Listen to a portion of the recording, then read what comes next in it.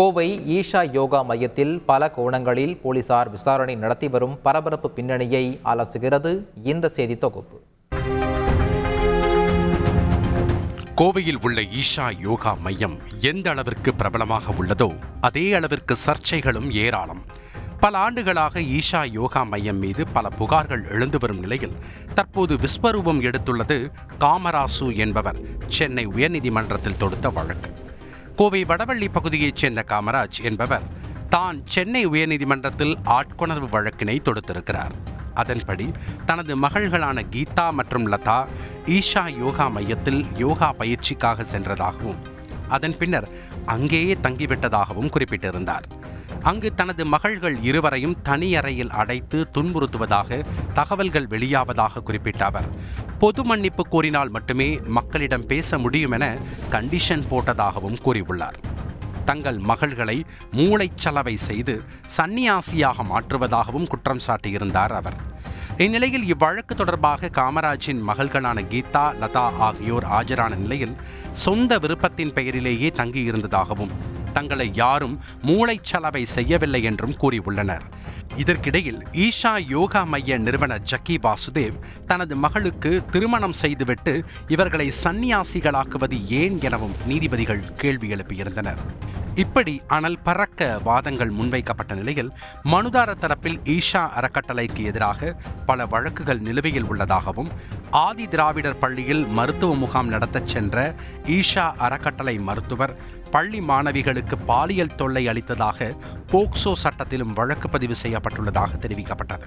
இதையடுத்து இந்த விவகாரத்தில் பல சந்தேகங்கள் உள்ளதாக குறிப்பிட்ட நீதிபதிகள் உண்மையை கண்டறிய வேண்டும் என்பதால் ஈஷா யோகா மையத்துக்கு எதிராக எத்தனை வழக்குகள் நிலுவையில் உள்ளன என்ற விவரங்களை அக்டோபர் 4ஆம் தேதி அறிக்கையாக தாக்கல் செய்ய காவல்துறைக்கு உத்தரவிட்டு விசாரணையை தள்ளி வைத்தனர். நீதிமன்ற உத்தரவின்படி பலத்த போலீஸ் பாதுகாப்புடன் ஈஷா யோகா மையத்தில் விசாரணை குழு ஆய்வு மேற்கொண்டது.